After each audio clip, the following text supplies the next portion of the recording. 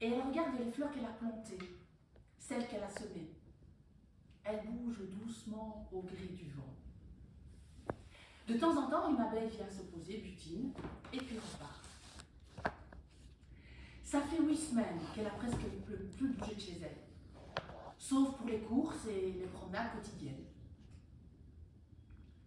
Ça laisse du temps à la contemplation, à la mise en perspective du temps qui passe. 55 ans. Depuis quelque temps, on a arrêté de lui demander si elle avait quelqu'un et de lui asséner « Ah ben comment ça se fait, t'es si jolie ?» T'as essayé les sites de rencontres? Au début, elle se justifiait « Je sais pas, c'est la vie, les sites de rencontres, tu sais, c'est pas trop mon truc. » Et puis petit à petit, elle a arrêté de répondre et les autres ont arrêté de poser des questions. Ça fait du bien. Depuis quelque temps aussi, on a arrêté de l'aborder dans la rue. Et ça fait du bien. Depuis quelque temps, elle se pose plus, elle regarde les fleurs qui ondulent avec le vent, le chat qui se roule dans la poussière. Pathétique. Non. C'est vrai qu'elle vit seule avec son chat, mais elle a une vie bien remplie, un métier passionnant et des amis, des vrais. Et ce matin-là, elle se promène avec l'une de ses amies, celle au grand cœur et au tempéramentueux. Elles sont masquées, 1,50 m l'une de l'autre. Enfin, ça ne les empêche pas de parler, de se raconter, de rire. Les rues défilent, le soleil brille, elle pénètre dans un parc, elle s'installe sur un banc pour contempler les canards qui barbotent dans l'eau. Un peu plus loin, des pigeons coulent. Elle laisse le soleil caresser leur visage. Elles sont bien, en silence pendant un moment. Et puis son amie se tourne vers elle et dit « Ma fille est venue me voir hier soir. On a parlé du temps qui passe, des amours, des relations. Et là, elle me sort. Oh, maman, j'ai lu un article hier, ça m'a fait rire. Tu sais que toi, tu pourrais être une cougar. Une cougar, mais pourquoi? Ben parce que tu as plus de 50 ans, si tu as un amant plus jeune, tu es une cougar. Et moi, quand j'ai plus de 30 ans, si j'ai un amant plus jeune, je suis une puma. Mais cougar, puma, c'est la même chose. Des félins qui dévorent leur proie. Oui. Et lui, en fait, ce serait un cube, un bébé animal. Et aussi, tu pourrais être une milf, si tu avais un fils, tu pourrais être une milf. Mother I would like to fuck, une mère bonne à baiser par les amis de son fils, en général. Mais c'est quoi ce vocabulaire affligeant? Dis ma chérie, et alors comment on appelle un homme qui sort avec une femme plus jeune, hein? Un vénard.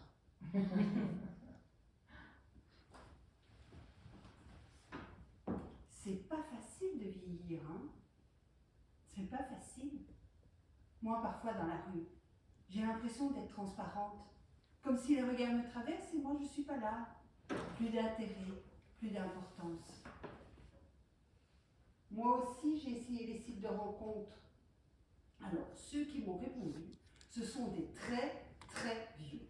Ben oui, les hommes de mon âge, ils préfèrent les plus jeunes. C'est terrible à dire, hein? Mais j'ai eu l'impression d'avoir que les restes. Les quelques rendez-vous que j'ai eus, c'est difficile hein, d'être à l'aise face à quelqu'un qui te scrute. Et toi, tu imagines facilement ce qui se dit dans sa tête. En fait, il fait le point pour savoir si je vaux ou non le coup de tenter l'aventure. Moi j'essaie d'être à mon avantage. Hein. Je rentre le ventre, je cache mes bras ballants, je ne ris pas trop fort, je n'éternue pas trop fort. Ça, c'est pour essayer de contrôler ma vessie. J'ai l'impression tous les jours de partir en guerre pour oublier mon corps qui se flétrit. Je fais du sport, hein. De la gymnastique, de la marche à pied, de la natation, du jardinage, du vélo, de la zumba. 60 ans. J'ai même pensé à la chirurgie esthétique. Mais bon, là, j'ai trop peur. Et puis moi, parfois, je me sens si jeune. Parfois si vieille. Parfois terne, parfois lumineuse. Mais ça, c'est comme tout le monde, non? Je sais tout ce que je n'ai plus. Mais je reste à découvrir. Je veux être moi, bordel. Je veux pas d'étiquette, ni cougar, ni puma, ni milf. Si la vieillesse est perdue d'avance, autant la perdre en beauté.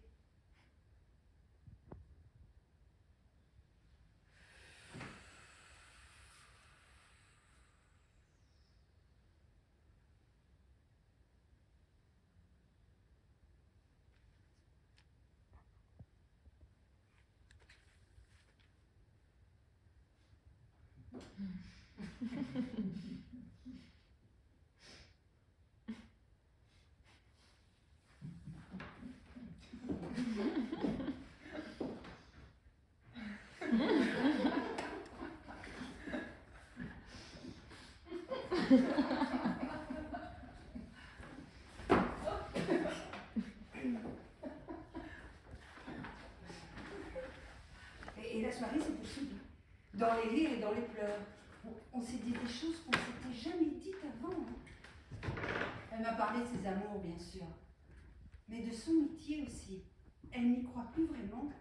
Elle m'a raconté son dernier casting avant que le monde ne s'arrête de tourner. Dis maman, tu sais, j'ai 30 ans. Hein. Eh bien, pour le monde du cinéma, je serai déjà bientôt en pré-retraite. C'est dingue, hein? Je suis allée me présenter pour un film. L'acteur principal, c'est Adé. Lui, il a plus de 60 ans. Et l'équipe de production cherchait une femme pour jouer, une comédienne pour jouer le rôle de sa femme sur le grand écran. Tu sais qui a tiré le gros lot? Une jeune fille d'une vingtaine d'années. Il y avait une femme à côté de moi, à côté de nous. Elle avait la cinquantaine. Quand elle a entendu... C'est une honte. Pourquoi c'est toujours ce genre de couple qu'on voit au cinéma, hein? C'est pas le reflet de la réalité, ça. Au cinéma, plus l'homme vieillit, plus sa femme rajeunit. Et nous alors, à 50 ans, c'est quoi? Direction poubelle?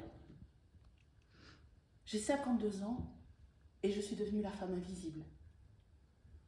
On était 2, 3 filles autour d'elle, on a essayé de la rassurer et de la calmer. Maladroitement. On lui a parlé d'autres castings, des films qui proposent de beaux rôles aux femmes de son âge. Mais enfin, les filles, on n'est pas toutes des Deneuve ou des Marceau. Les femmes de notre âge, elles ne font pas rêver. C'est vrai, on nous rappellera dans 20 ans, pour jouer les mémés, les grandes tantes ou les bonnes copines. En attendant, on peut crever.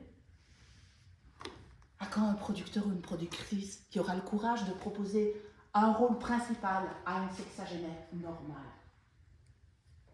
Nous, les filles, on s'est regardées, on s'est levées, et d'un même pas, on est allé renverser notre verre d'eau sur la tête du directeur de casting.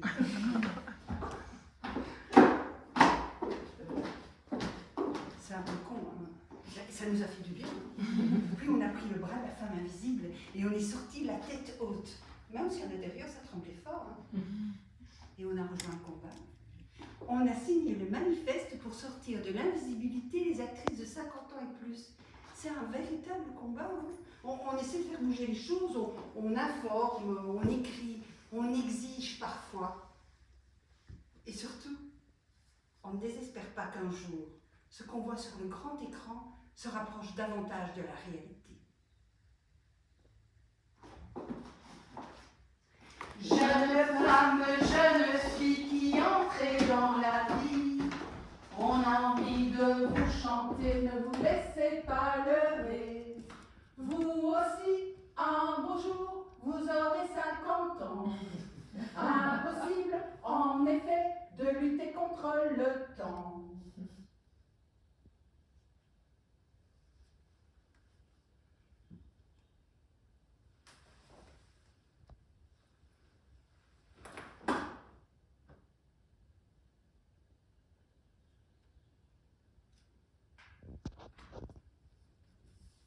Ce soir-là, comme tous les soirs, elle est devant le miroir de sa salle de bain et elle applique sa crème anti-rides. Oui, à ça, elle n'a pas renoncé. Pas tellement pour faire plus jeune que son âge ou lutter contre le temps, enfin elle croit, mais pour se sentir bien.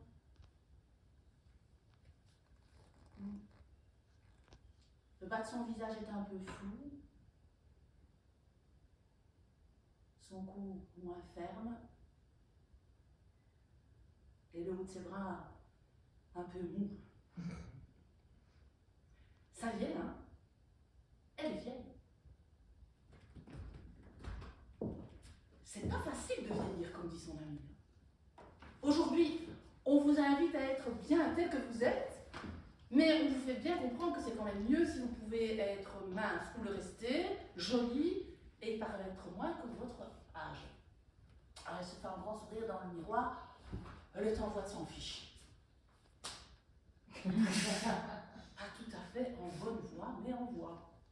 Elle éteint la lumière de la salle de bain, elle sort, elle va dans sa chambre et là elle se place devant la porte-fenêtre, la nuit est tombée. Il y a des étoiles dans le ciel et puis entre deux immeubles, il y a un petit croissant de lune orangé. Elle s'installe dans un fauteuil tout, confortable. Elle allume une lumière chaude, douce. À côté, il y a son chat qui ronronne comme une chaudière. Elle prend un livre sur la pile, elle l'ouvre et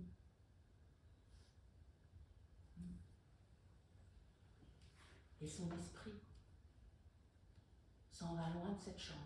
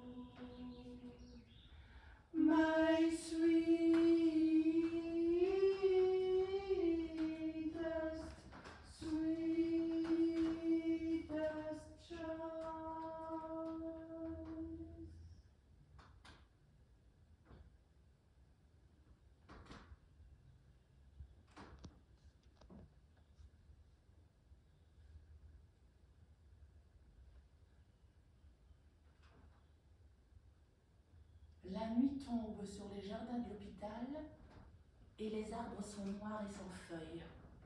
Un vent violent secoue les branches. L'ombre blanche des réverbères s'allonge sur les chemins.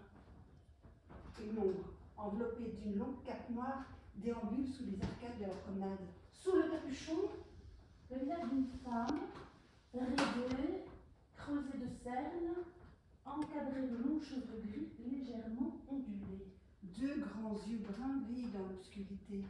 La femme pousse une lourde porte, devant elle un long couloir et de chaque côté des portes fermées à double tour.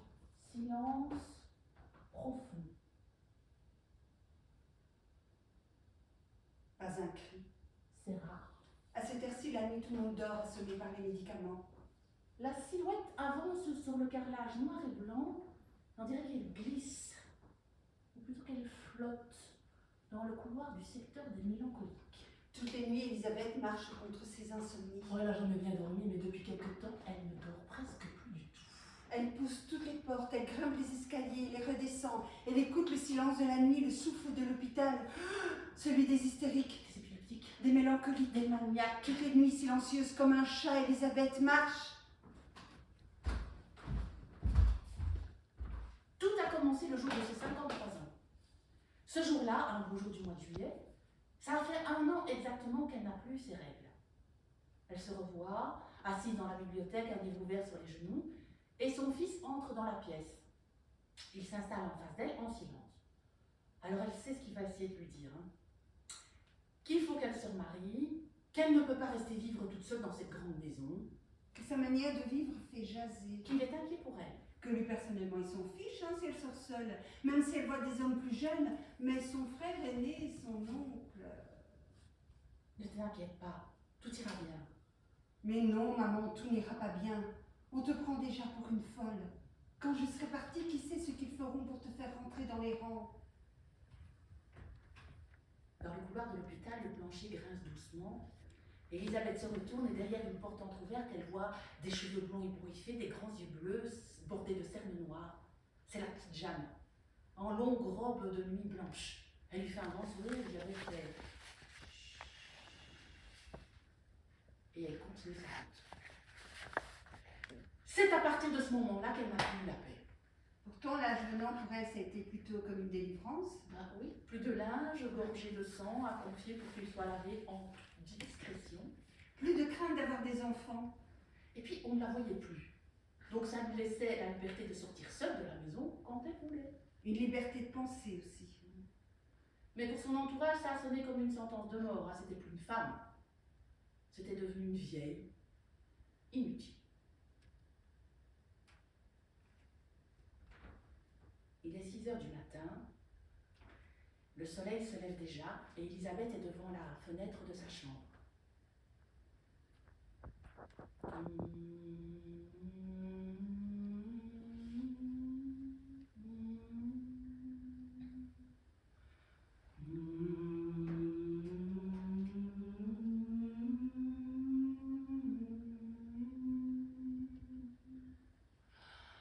Oh, solitude, my sweetest choice. Oh, solitude, oh, solitude, my sweetest, sweetest child.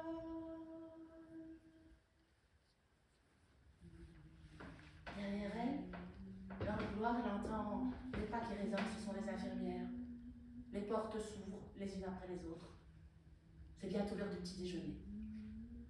Elle passe une main sur son visage, elle lisse ses cheveux et elle ouvre la porte.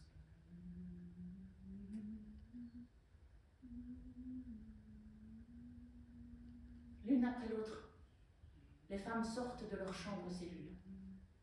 Il y a des jeunes, des vieilles, des mères de famille déchues, des putes, des perdues. Maman, fais attention, tu fais exprès de les provoquer. Enfin, je me contente de vivre ma vie, c'est tout. Hein. Il me reste de longues et belles années, je ne veux rien étouffer de ce que je sens encore vibrer au plus profond de moi. Mais pourquoi le clamer publiquement? Pourquoi ne pas le vivre simplement, en toute discrétion? Parce que je ne peux pas faire autrement. Je ne suis pas morte, je vis, je respire, je pense, je ressens, je vieillis, c'est tout. Maman, je pars demain. Sois prudente.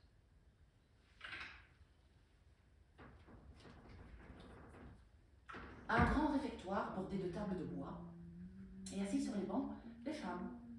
Cheveux blonds, roux, gris, blancs, noirs, bruns, sales ou hirsutes, ou tirés et soignés, mais tous relevés en chignon. Et en robe noire, boutonnée jusqu'au menton. Ce sont ses compagnes d'infortune. Et parmi elles,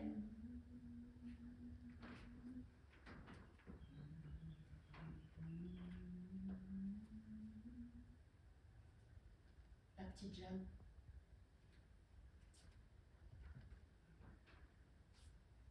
La petite Jeanne, petite blonde, aux joues rondes, 16 ans, orpheline, violée par son oncle, enfermée depuis ses 13 ans pour cause d'hystérie sévère. Une souris verte qui courait en clair, je l'attrape par le cœur, je la montre à ces messieurs. Ces messieurs me disent, trempez-la dans l'huile, trempez-la dans l'eau et ça fera un escargot tout chaud. C'est la chanson que chantait maman tous les soirs, avant de m'endormir.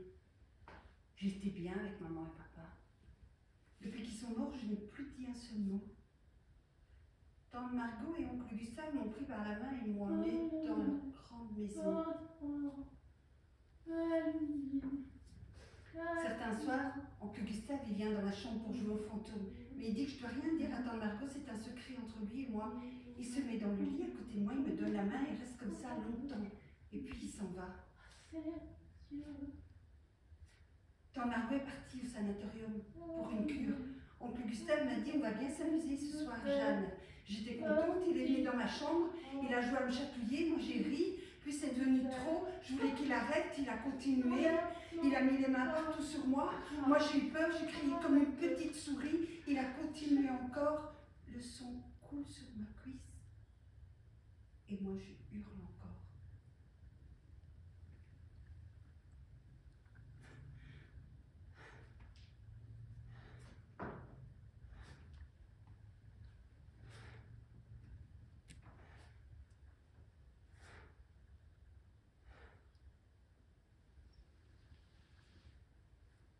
Pour oublier tout ça, la petite Jeanne, eh bien, elle dort toute la journée. Elle est devenue l'objet d'étude de ces messieurs, les docteurs. Oh, et Elisabeth sait ce qu'ils lui font.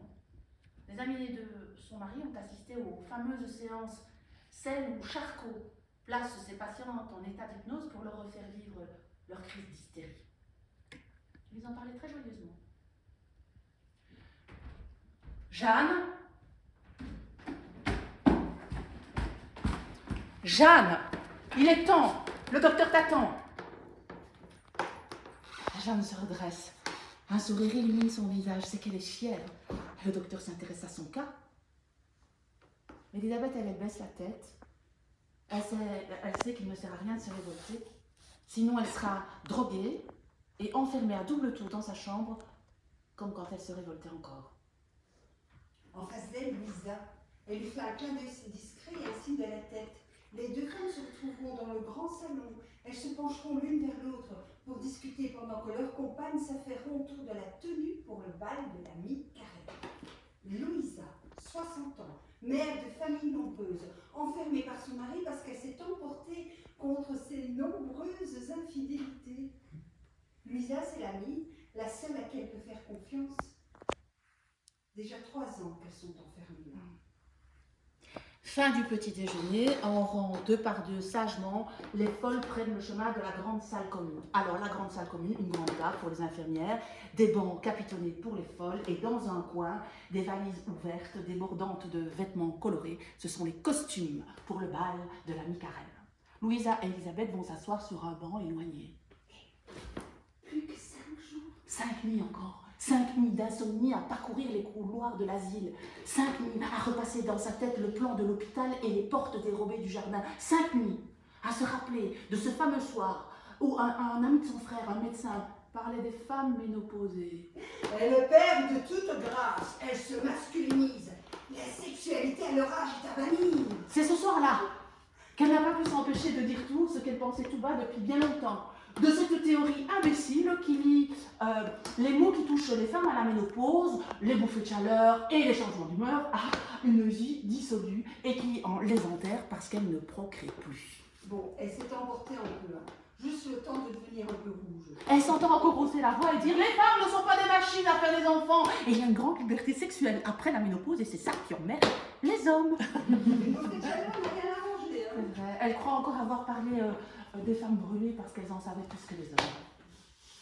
C'est à ce moment-là qu'elle a vu le regard de son frère changer. Va déranger avec ses idées. Son fils avait prévenu. Mais quand même, elle ne pensait pas qu'il irait jusque-là. Son frère l'a fait. Interné. Facile d'entrer, difficile, voire impossible de sortir. Son fils a essayé.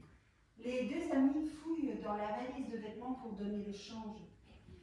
Dans 5 jours. Et tadam! Ça y est, c'est le grand soir. La salle commune brille de 1000 lumières. Les tables sont recouvertes de nappes brodées. Sur les tables, des gâteaux, des pichets de limonade. Et derrière les tables, les infirmières en uniforme impeccable. Dans la salle, des hommes, des femmes bien habillés, le public, ils attendent. Les musiciens entrent, ce sont tous des médecins de l'hôpital. Et ils se dirigent vers l'estrade, et ils se placent derrière les publics, ils accordent leurs instruments. Le chef d'orchestre lève sa baguette et la musique s'élève. Et les portes s'ouvrent.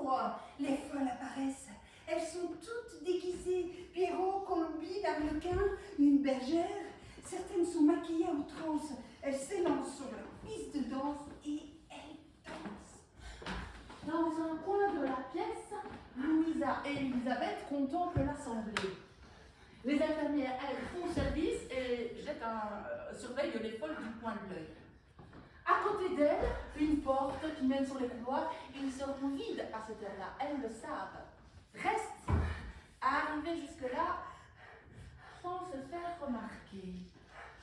La meilleure chose à faire.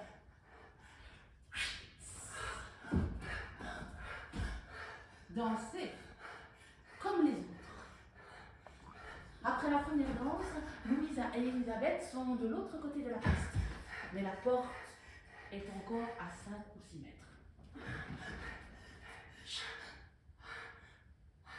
Une folle traverse la piste de danse, monte sur l'estrade, bouscule tous les musiciens, vire le pianiste, s'installe à sa place et elle joue. Alors tous les regards se tournent vers l'estrade.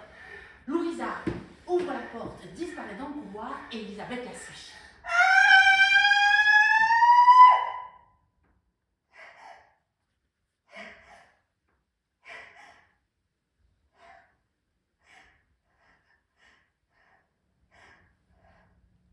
C'est la petite Jeanne. Elle est là, au centre de la piste de danse. Ses bras, ses jambes s'agitent dans tous les sens. Tout le monde accourt, les infirmières, les médecins. Il y a une larme qui roule le long de la joue d'Elisabeth, puis elle lance un dernier regard au corps désarticulé de la petite Jeanne, et elle s'éloigne à grands pas vers la porte.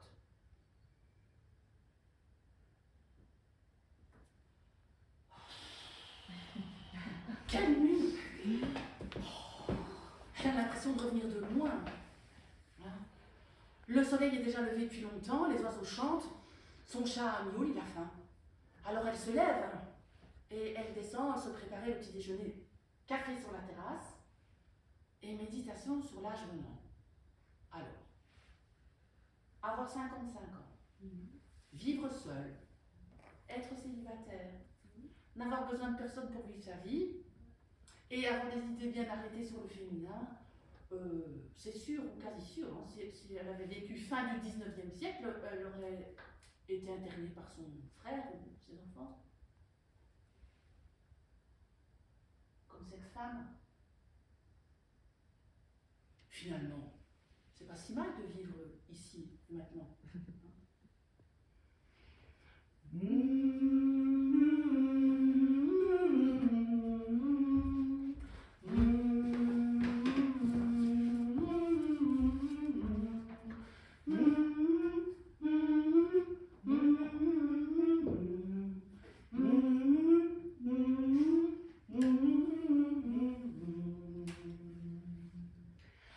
Tu seras mince et jolie et seule pour la vie. Tu seras lisse et parfaite, sinon c'est la défaite. Pas d'amant, pas d'enfant, peut-être pas d'amour. Et pourtant, une femme qui existe chaque jour. Elle prend son fauteuil en osier. Un roman, une BD, un journal, elle ne sait pas encore ce qu'elle va lire. Elle s'installe dans le jardin, mais comme le soleil est un peu cuisant, elle protège son corps en l'enduisant de crème. Elle masse sa peau en faisant des petits ronds avec le bout des doigts.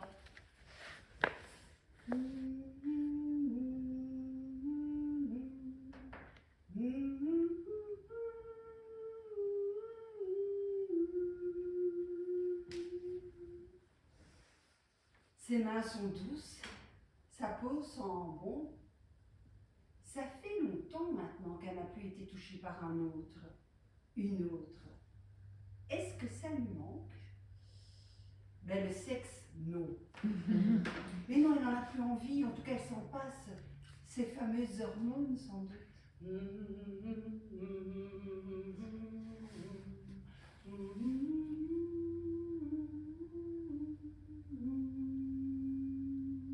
Enfin, c'est pas comme ça pour toutes les femmes. Elle s'amuse en pensant à sa jeune tante, celle qui a régulièrement des amants et qui se porte comme un charme.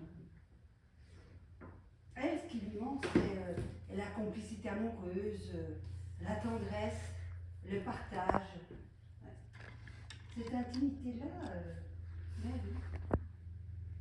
io mi vede prendere la vena, mentre che spagna la luna piena.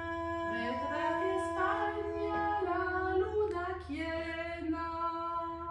Che notte pare fosse marine, lo piscature de Margellina. Lo piscature de Margellina. Che te combinano fricicarella, la tarantella, la tarantella. Che te combinano fricicarella, la tarantella, la tarantella. E dire tupete, tupete, tupete, tupete, tupete, tupete, ta. E dire tupete, tupete, tupete, la tarantella, la lera, la la. E dire tupete, tupete, tupete, tupete, tupete, tupete, ta. E dire tupete, tupete, tupete, la tarantella, la lera, la la. Elle s'occupe de la maman. Oh ben non, elle n'est pas mariée. Hein. C'est une vieille fille. Una dit-elle là. Aucun homme ne l'a jamais touchée. Quand elle était jeune, si elle était du village, elle la regardait, on a même certains qui la courtisaient, mais les frères, ils ont dit ah non, hein. Tu dois t'occuper de la maman. Alors, ben, plus un regard espéré, plus une parole échangée. Les frères, ben, sont partis, sont mariés. Elle est restée. Et le temps a passé interminable. Bon, ça fait un bout de temps que les hommes ne la regardent plus. Aujourd'hui, elle a les cheveux blancs, le visage parcheminé, son corset un peu arrondi. Elle a 60 ans. Et tous les jours, c'est la même chose. Me lever, me laver, m'occuper de la maman, aller à la première messe du jour. Je suis fatiguée. Et toutes ces lignes là sur mon visage, toutes ces rides, j'ai mal aux jambes, j'ai mal aux hanches. Je suis lasse. Moi, j'ai l'impression d'avoir 100 ans. Et les jours de fête, le frère rentre à la maison, hein. Mais c'est moi qui dois m'en occuper. Je cuisine, je les sers à table, je fais la vaisselle. Je suis fatiguée. Et depuis certains soirs, dans ma chambre, j'ai mal au ventre à en crever. Je suis pliée en deux de douleur, j'ai gémi dans mon sommeil, j'ai chaud, j'ai froid. Je me réveille le matin, j'ai les joues rouges, je suis affamée, mais j'ai envie de rien manger. Alors, je l'ai dit à la maman. Et elle dit que c'est normal, c'est parce que le sang ne coule plus, le ventre est sec et qu'il a mal, et qu'avec le temps, ça va passer. Mais ça passe pas. Et tous les soirs, maintenant, ça recommence. Je gémis dans mon sommeil, j'ai chaud, j'ai froid, j'ai faim. Et la maman de sa chambre, maintenant, elle m'entend. Et elle me dit d'aller voir monsieur le curé pour me confesser parce qu'elle a peur. Le curé me reçoit dans son confessionnal tout sourd. Et il me dit que j'ai été piquée par une tarentule, que je suis possédée par le démon. Oh, je ris. Mais lui, il me punit. Ça ne m'a pas dit, abbia pietà di noi, abbia pietà di noi, abbia pietà di noi, abbia pietà di noi. Et puis il me renvoie chez moi. Ça continue. Tous les soirs, j'ai mal au ventre crevé, j'ai gémi dans mon sommeil, j'ai chaud, j'ai froid, j'ai faim. Et mes frères ont peur. Hein. Et si je tombe malade? Alors leur femme m'emmène dans la grande ville voisine vers il dottore, il professore. Et lui, il me dit que je souffre de mélancolie profonde, que j'ai des névroses. Je comprends rien. Alors moi, quand de retour dans le village, je cours chez monsieur le curé et je me jette dans ses bras pour pleurer. Alors lui, pour me consoler, il met sa main sur mon épaule. Alors moi, je lève le visage pour le regarder. Mamma mia! Les yeux de monsieur le curé sont tout bleus. Et ouais, j'avais jamais vu regarder de si près. Lui non plus, il m'a jamais regardé de si près. Il est tout rouge, il bégaye. Mais il fait tout pour me sauver. Ça, c'est vrai.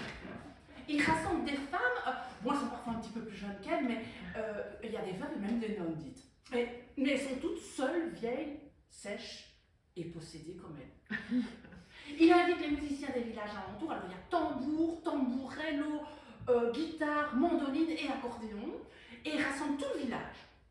Les possédés sont revêtus d'une longue robe blanche et elles marchent en tête de cortège comme des vieilles reines de beauté. Derrière eux, les musiciens chantent, dansent et jouent piano d'abord, et puis il y a tout le village. Et la procession avance jusqu'au centre du village et là, tout le monde s'arrête devant l'église. Monsieur le curé, devant les marches de l'église, il étend un drap blanc et là, l'une après l'autre, les possédés se couchent. Nomina femmine miezza che fane, a farucciole le gente stanne. A farucciole le gente stanne. Ma con malizio lo pescatore entra che balla se fa l'amore. Entra che balla se fa l'amore. Non è soltanto Paziarella, La tarantella, la tarantella. Non è soltanto Paziarella, la tarantella, la tarantella. Et tirez tout petit, tout petit, tout petit, tout petit, tout petit, tout petit, là. Et tirez tout petit, la tarantella, la lèvre, la la. Et tirez tout petit, tout petit, tout petit, tout petit, tout petit, tout petit, là. Et tirez tout petit, la tarantella, la lèvre, ah la la. Moi je les vois, toutes ces femmes se trémousser au rythme de la musique, toutes ces femmes possédées par le démon, piquées par la tarentule comme moi. Ah ben oui, ça dure tout le jour et toute la nuit. Alors elle, ça lui fait un petit peu peur, mais en même temps, tirez tout petit, tout petit, tout petit, tout petit, tout petit, tout petit, là. Et tirez tout petit, tout petit, tout petit, la tarentelle. Ah la lèvre, ah la la. C'est mon tour. Je suis comme hypnotisée, je suis folle. J'ai du mal à me retenir. Je me jette sur le tissu blanc et mon corps s'en va dans tous les sens. Et mes mains font des allers-retours sur mon bas-ventre de plus en plus vite, de plus en plus vite, de plus en plus vite. Eh oui, et les musiciens sont fascinés par ces mouvements. Hein? Monsieur le curé lui-même, il a le visage en feu, mais son regard, il est sur ses mains à elle. Et la musique accélère encore. Et là, je lance un cri final, comme une explosion. Je suis guérie.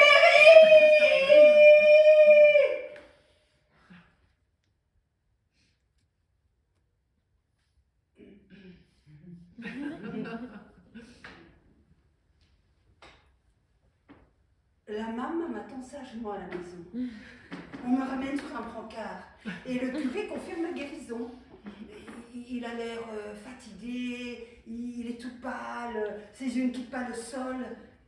Il ne me regarde plus.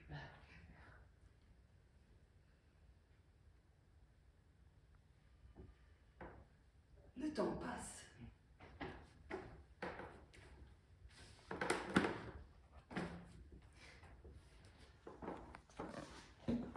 Je m'ennuie.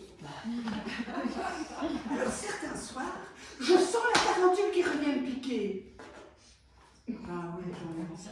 Alors je cours chez monsieur le curé et ferme la porte de l'église à clé. Et tirez tout pété, tout pété, tout pété, tout pété, tout pété, tout pété, ta. Et tirez tout pété, tout pété, tout pété, la tarentelle, la la lèvre, la la.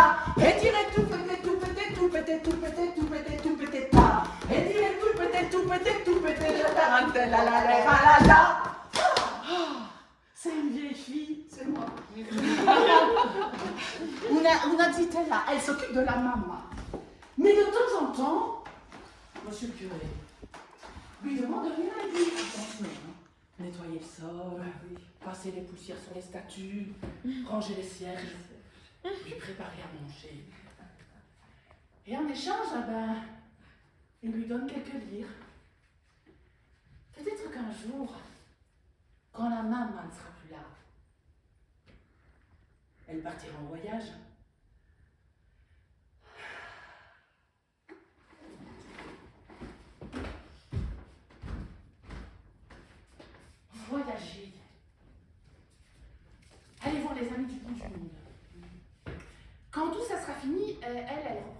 aussi une tradition mise en place avec ses enfants. Un voyage par an, ensemble. Loin ou pas si loin. La prochaine fois, elle aimerait bien que ça soit l'Albanie et ses montagnes. Pourquoi? Peut-être qu'un jour, dans une autre vie, elle a été albanaise.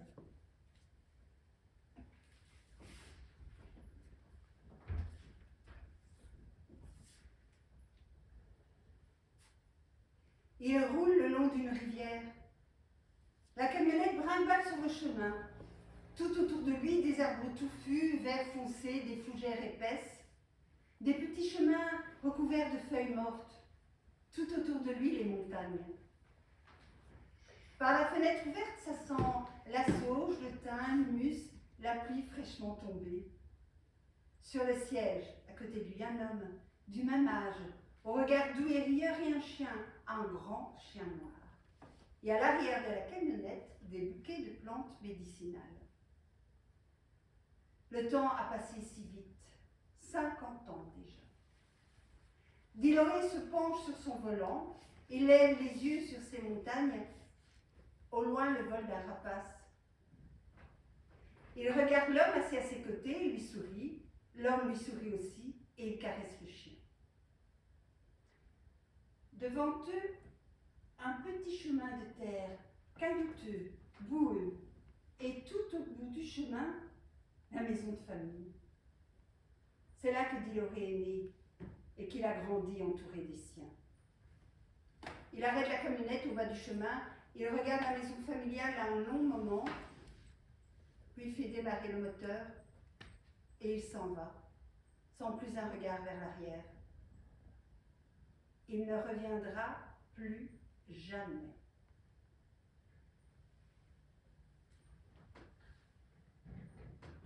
Elle est née dans une maisonnée de 20 âmes.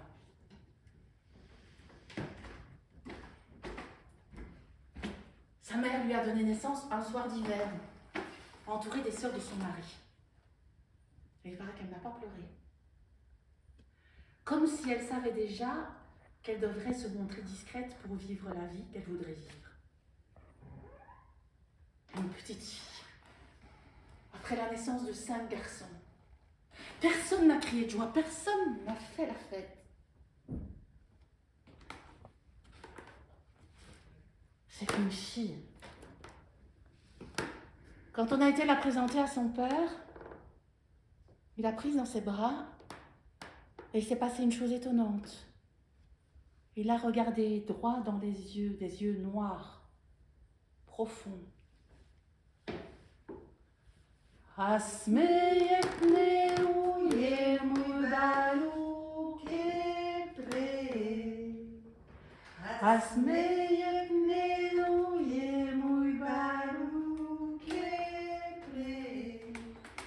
Mais c'est tout il y a pétren d'afil, mais c'est tout il y a pétren d'afil,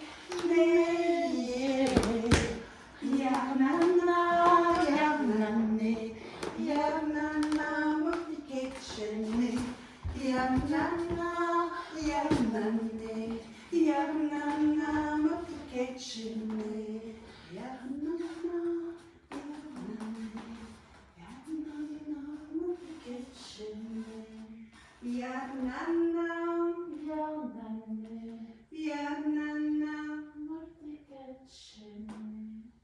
Dille, elle s'appellera Dille.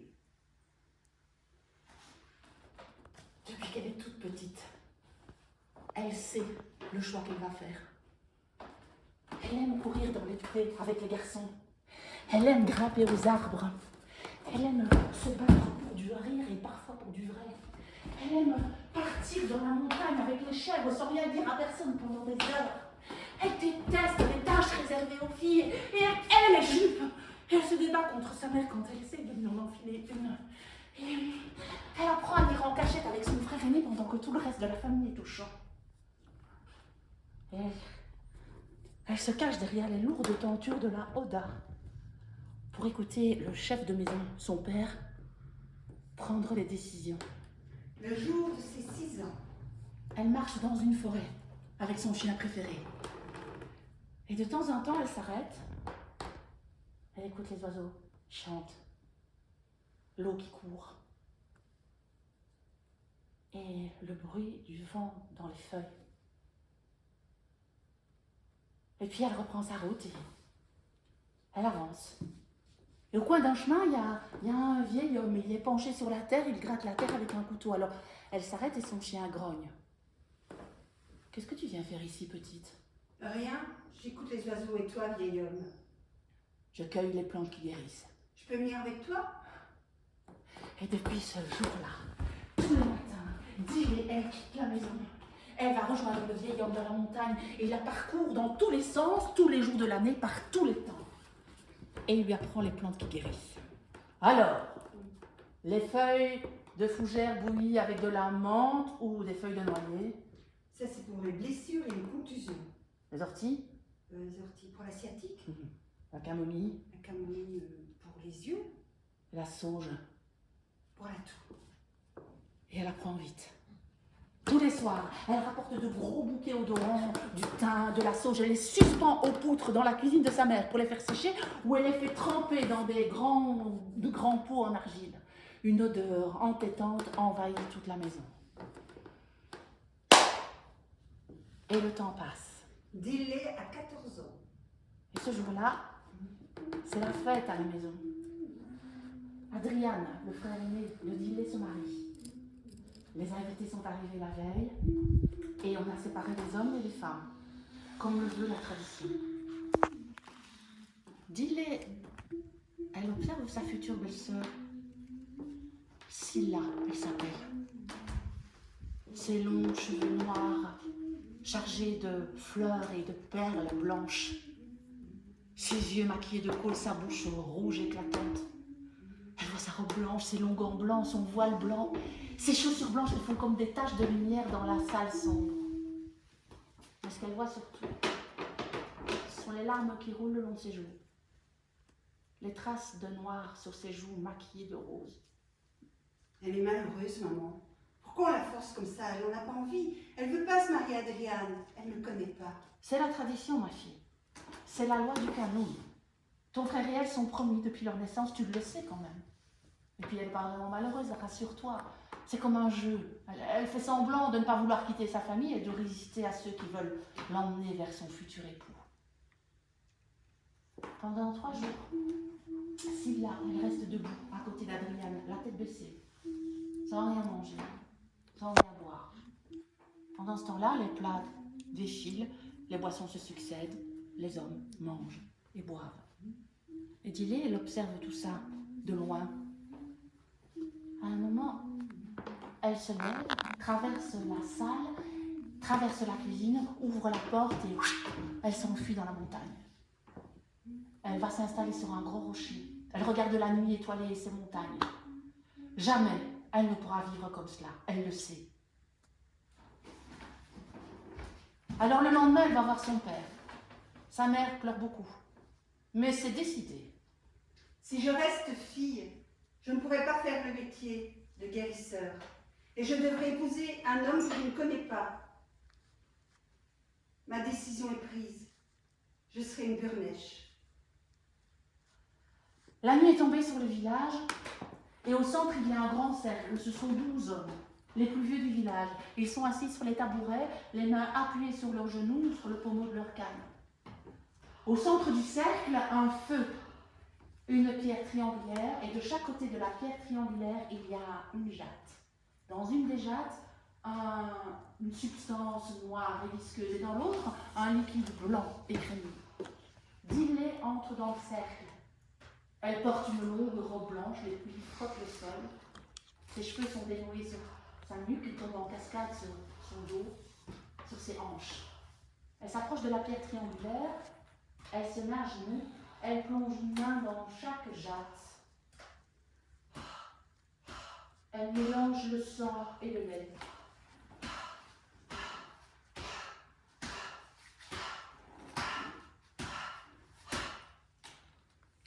Je jure par la pierre et la croix de rester vierge de ne jamais me marier, ni de fonder une famille. Sa mère rentre dans le cercle, elle porte un petit tas de vêtements. Elle le dépose au pied de sa fille. Dilly enlève sa robe blanche, elle la passe par-dessus sa tête, elle la dépose par terre, c'était comme une corolle de fleurs.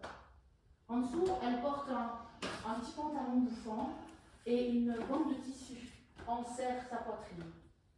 Elle enfile le pantalon traditionnel, le tiercé, la blouse, le gilet. Elle pose le petit chapeau sur sa tête.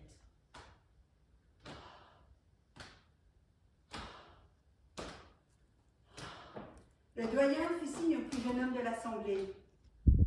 Il entre dans le cercle, c'est son parrain, et remplacera sa mère.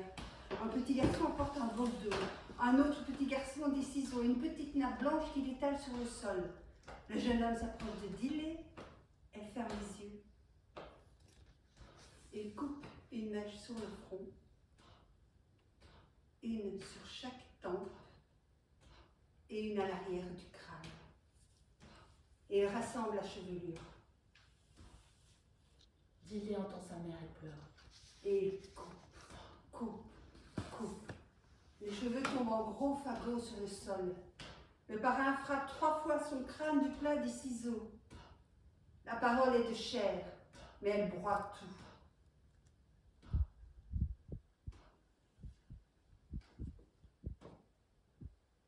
La mère de Dilly rentre dans le cercle. Elle ramasse les cheveux de sa fille, la robe tachée de lait et de sang. Elle met le tout dans la petite nappe. Elle en fait un ballot, le jette au feu. Les coups de feu sont tirés. La cérémonie est terminée. L'assemblée se disperse. Dilly est devenue Dilloré. La jeune fille est devenue un homme, une vierge jurée. Yarnana, yarnane, yarnana, motiketchene. Yarnana, yarnane, yarnana, motiketchene. Et le temps passe. Dilloré a grandi, vieilli. Il a fait le métier qu'il voulait faire. Il a soigné les membres de sa famille. Et sa réputation de guérisseur a dépassé les frontières des montagnes. Il a assisté au conseil, réservé aux hommes. Il a fumé comme un pompier, bu le raki. Il a vécu la vie qu'il voulait vivre. Sans amour, c'est le prix à payer. Le temps a passé encore. Il a fêté ses 50 ans avec ses frères et ses neveux. Et puis, un beau matin, Anton est arrivé au village. Et tout a changé. Yarnana, yarnane, yarnana, moteketchene. Yarnana, yarnane, yarnana, moteketchene. Yarnana, yarnane, yarnana, moteketchene. Yarnana, yarnane, yarnana, moteketchene.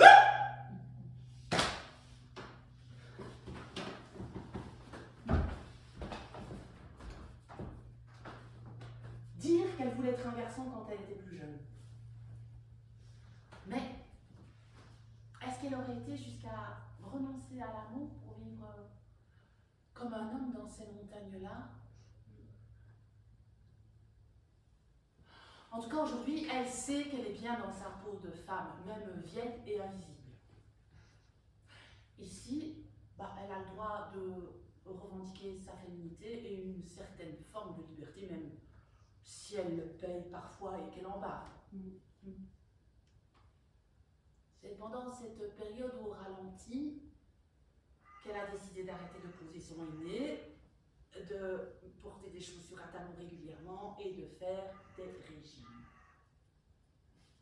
Ça y est, on est des femmes mûres, ce n'est pas une calamité.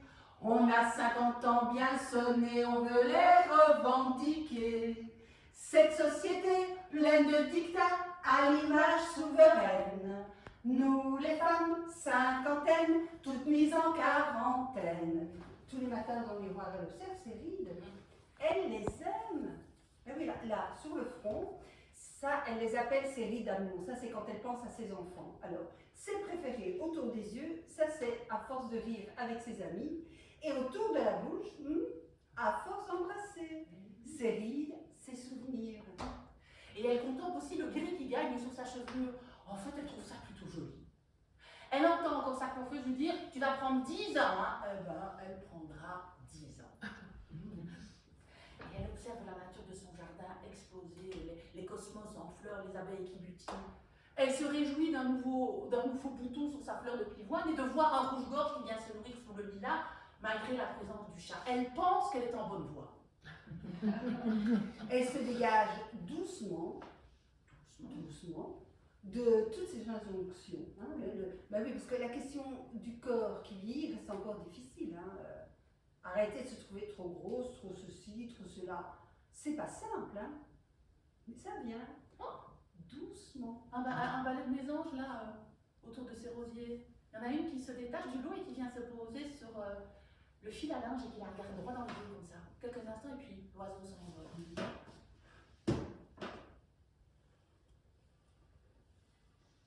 Où est-ce que j'en suis?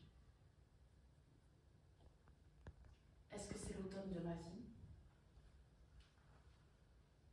Est-ce que j'ai encore des choses à dire? Est-ce que ce que je fais a du sens? Est-ce que j'ai le même statut qu'une plus jeune?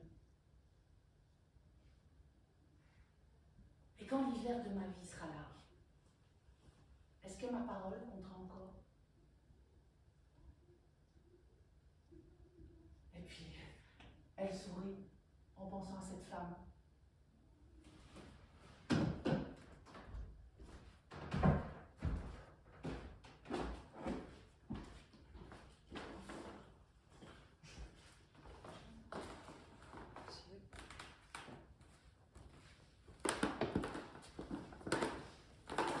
Elle est assise dans l'auditorium d'une grande université, vers une cartographie du roman contemporain depuis 1980. Ça, c'est le titre du colloque auquel elle assiste. Bon, cette fois-ci, elle est dans le public, dans la salle obscure. C'est la première fois que ça lui arrive depuis le début de sa carrière universitaire. Ben oui, parce que d'habitude, elle est là, sur la scène, sous les feux des projecteurs. Mais là, apparemment, elle a passé un cap.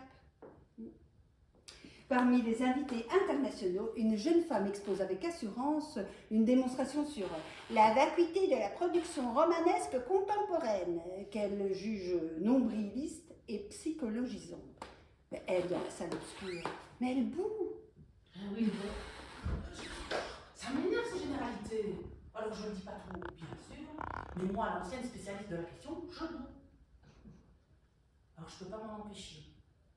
Pendant le débat, je lève la main et je glisse que c'est méconnaître tout un pan de la création contemporaine que de mettre tout le monde dans le même panier. Et là, je cite des écritures inventives et des auteurs magnifiques. Là, parmi les invités, la personne m'écoute. Un frisson d'eau sur de la bouche. Mais pourquoi est-ce que je m'obstine encore? Je sais bien que c'est peine perdue.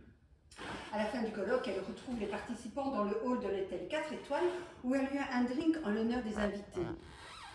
Et là, un groupe de jeunes gens discute avec passion de la décolonisation des arts. Alors moi, je ne peux pas m'empêcher, je me joins au débat, je propose une analyse que je trouve fine et très documentée, en tout cas, parce que je m'intéresse à la question depuis de nombreuses années. Personne ne l'écoute. Alors je finis la soirée au bar de l'hôtel où je me bourre la gueule. Oui, et je jure que c'est la dernière fois que j'assiste à ce genre de conneries. Et le lendemain, elle appelle un taxi. Il l'emmène directement à l'entrée principale de la gare, il ouvre la portière et lui tend la main. Faites attention, ma petite dame, accrochez-vous bien à votre sac, il y a des pickpockets partout. Ma petite dame. Mais quelle crétin. Mais je suis ceinture d'aïkido. Je sais bien que ça continue de m'énerver. C'est comme mon copain JP. Je fais de la randonnée avec lui depuis en moyenne 40 ans. Et depuis quelque temps, il ne me propose plus que des itinéraires à faible dénivelé et sans branche basse, vu mon grand âge. Mais il a à peine 5 ans de moins que moi. C'est comme ce médecin. Voix forte, articulation marquée, syntaxe élémentaire et formulation débile, genre elle va aller faire pipi dans le petit pot, la petite dame. J'ai pas pu m'en empêcher. Je l'ai traité de paternaliste demeuré, mandarin, macho. Oui, mais je me suis un peu échauffée, mais je regrette rien. C'est bien. Et c'est pas de sitôt que je ferai comme ces femmes des tribus primitives. Tu sais, qui s'en vont dans une caverne pour s'y laisser mourir quand elles se sentent de trop. Bon. Je me sens encore capable de faire de grandes choses, moi. Alors, si le monde universitaire ne veut plus de moi, mes grandes choses, moi, je les ferai ailleurs.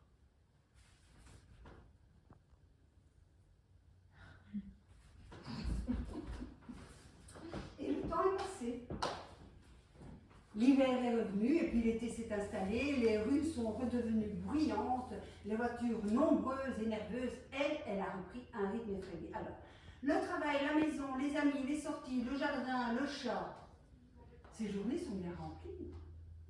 Pourtant, on repense souvent à ce moment où tout s'est arrêté, où forcée par les événements, elle a vécu au ralenti, ou plutôt dans une sorte de méditation au quotidien. C'est ça. Et ce soir, avant de s'endormir, elle replonge dans le souvenir de ses sensations, de ces moments de contemplation. Que lui reste-t-il de tout ce temps passé? Une évidence. Ah oui, elle est plus heureuse aujourd'hui qu'hier. Elle se connaît mieux et elle a des certitudes qu'elle peut se permettre d'affirmer. En tout cas, elle ne regrette en aucun cas ses 20 ans. Même si cela reste difficile pour les femmes vieillissantes aujourd'hui, elle sent que les temps changent doucement. Doucement. Et puis, elle a appris à s'aimer enfin, au fil du temps. Le cheveu gris, le visage nu, le cœur rempli, fière d'être qui elle est.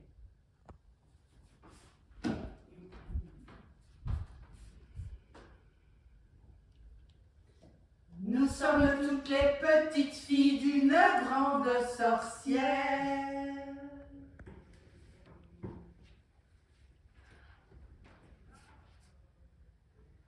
Alors comme elles, soyons sauvages, puissantes, fortes et fières. Et peu importe les cheveux blancs ou la taille arrondie, qu'on soit ridé ou bien poilu, une grande sorcière, c'est sûr. Et tirez tout pété, tout pété, tout pété, tout pété, tout pété, tout pété, ta. Et tirez tout pété, la tarantelle, la lèvre, la. Et tirez tout pété, tout pété, tout pété, tout pété, tout pété, tout pété, ta. Et tirez tout pété, la tarantelle, la lèvre, la.